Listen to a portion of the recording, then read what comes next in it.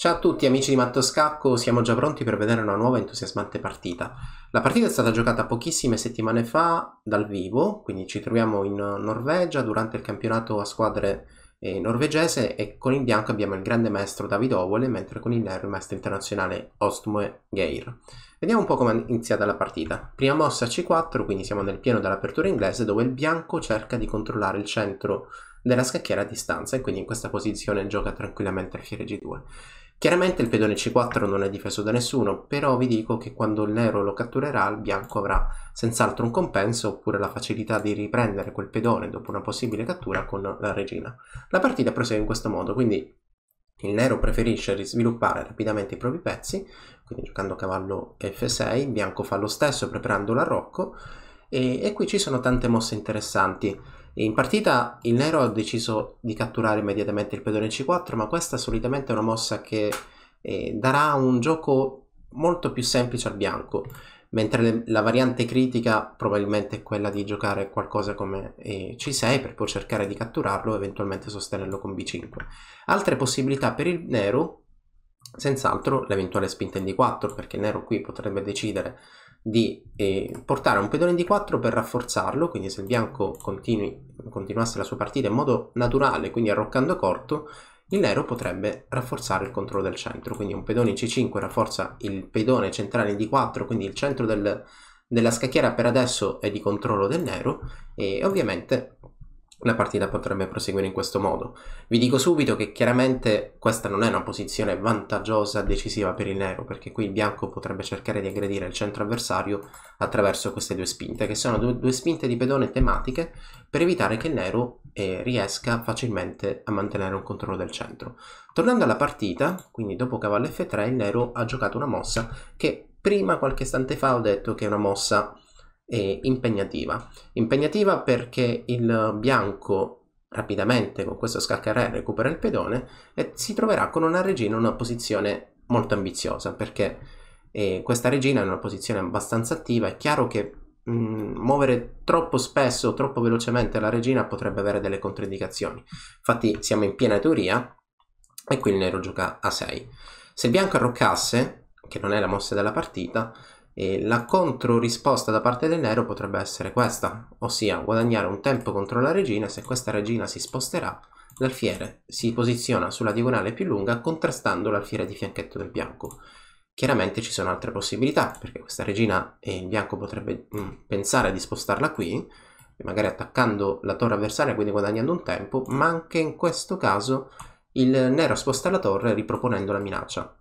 Quindi una mossa qualsiasi come il D4 che controlla il centro, il nero risponde con alfiere B7 scacciando la regina bianca, la regina si sposta e a questo punto dopo C5 questa posizione si considera leggermente più facile per il nero. Per quale motivo? Perché rapidamente dopo una possibile cattura il nero si ritrova con uno sviluppo abbastanza lineare, abbastanza armonico, dove ha una coppia degli alfieri che punta immediatamente il re avversario.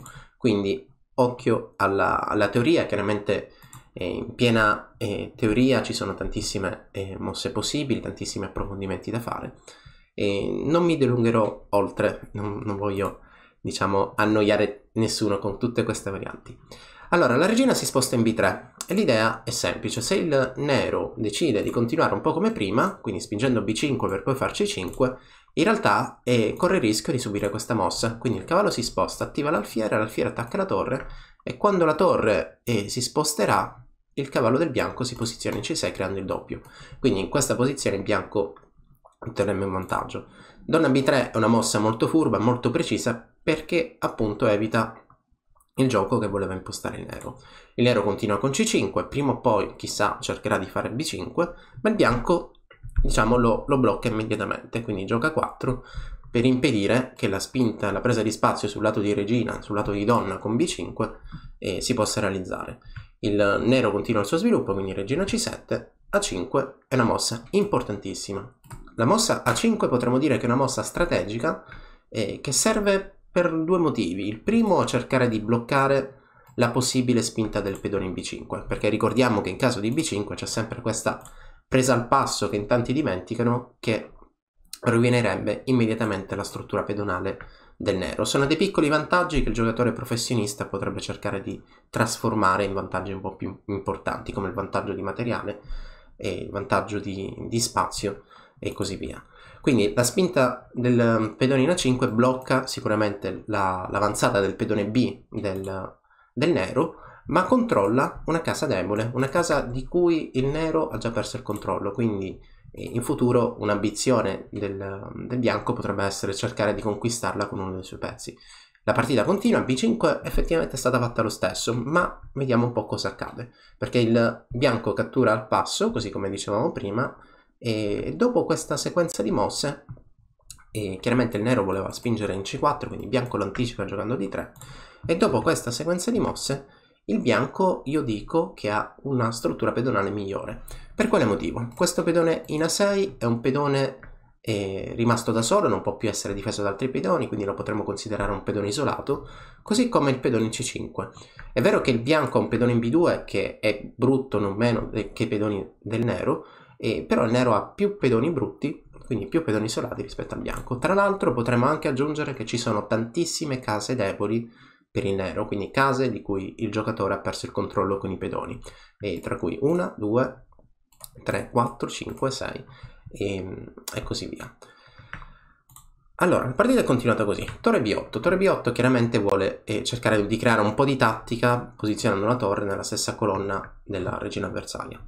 Il bianco continua il suo sviluppo riconoscendo che non ci sono delle scoperte di cavallo interessanti o minacciose, perché ad esempio un cavallo D5 potrebbe essere neutralizzata forse da questa mossa, scacco a re, e se lui difende con l'alfiere il pedone in A6 non è più difeso da nessuno. Ok, è chiaro che questo pedone in B2 anche lui ha perso la difesa, ma il bianco ha questa risorsa, il cavallo si sposta, attacca la torre, attacca l'alfiere che era già attaccato dalla regina, quindi il pedone in B2 in questo caso è difeso indirettamente da questa sequenza tattica. La partita prosegue così, quindi alfiere di 2, E5, E5 vuole ovviamente liberare l'alfiere, e il bianco insiste, alfiere di 2 voleva saltare in A5 per rafforzare il controllo della casa B6 e attivare l'alfiere inchiodando il cavallo contro la regina. Quindi la partita prosegue, alfiere 6 attacco la regina, il bianco la sposta portandola in C2, e regina si sposta in E7, quindi a raggi X si toglie dall'attacco del bianco perché chiaramente prima o poi ci potrebbero essere dei tempi di inchiodatura sulla colonna C perché la regina del nero si trova nel posto sbagliato e ovviamente si toglie dall'inchiodatura del cavallo, quindi questo cavallo adesso potrà tornare in gioco. Ma il bianco fa un'altra mossa strategicamente molto bella, che è quella di eliminare il cavallo. Eliminare il cavallo per cercare di attivare rapidamente i suoi pezzi verso il controllo e la conquista dalla casa C4, quindi in questa posizione una mossa tranquilla come a Rocco, che non è la mossa della partita, seguirebbe probabilmente il cavallo che da A3 si sposta in C4 e dopo tutti i cambi la torre dovrà andare via e si perde il pedone, perché la torre non potrà difenderlo da C6 in quanto controllata dall'alfiere. In partita è continuata così, quindi il cavallo nero saltato in D5, il bianco gioca questo scacco intermedio che è molto forte e anche molto furbo, perché se lui torna indietro con l'alfiere io sposto la mia regina in questa casa, e l'alfiere G2 silenziosamente attacca il cavallo D5, il cavallo difendeva la torre e allora il bianco guadagnerà un pezzo. Quindi a questo punto, dopo lo scacco, non c'è di meglio che spostare il proprio re. Il bianco salta con il cavallo in C4, attacca la torre si sposta e dopo questa mossa il bianco vince perché il nero decide di arrendersi in quanto la regina in C6 sta creando un doppio attacco, sta attaccando l'alfiere in D6 con il cavallo e sta anche attaccando il cavallo centrale in coordinazione con l'alfiere. Quindi questa è una posizione vinta, vantaggiosa per il bianco perché guadagnerà del materiale e questa è una partita strategicamente molto bella. E nel frattempo ve la rimostro, la mostro nuovamente dall'inizio e vi dico che David Howell, vi racconto questa curiosità, in questo momento è molto più famoso e non tanto per i suoi risultati agonistici, ma perché conduce una trasmissione scacchistica su Eurosport. Allora, la partita quindi è continuata in questo modo. Il bianco ha giocato A5 per limitare la spinta e l'espansione del lato di regina del nero. Il nero ha comunque spinto il pedone B, ma dopo la presa al passo abbiamo individuato dei pedoni deboli. Quindi il bianco ha continuato il suo sviluppo con alfiere D2 per poi saltare in A5 e creare dei problemi al cavallo e a questo punto semplicemente ha continuato la manovra con i cavalli. È vero che entrambi non hanno ancora arroccato e dopo questo scacco a re il nero non arroccherà più. E il bianco effettivamente non ha avuto mai la necessità di arroccare corto e si è limitato semplicemente ad attaccare le debolezze che si sono create all'interno della partita.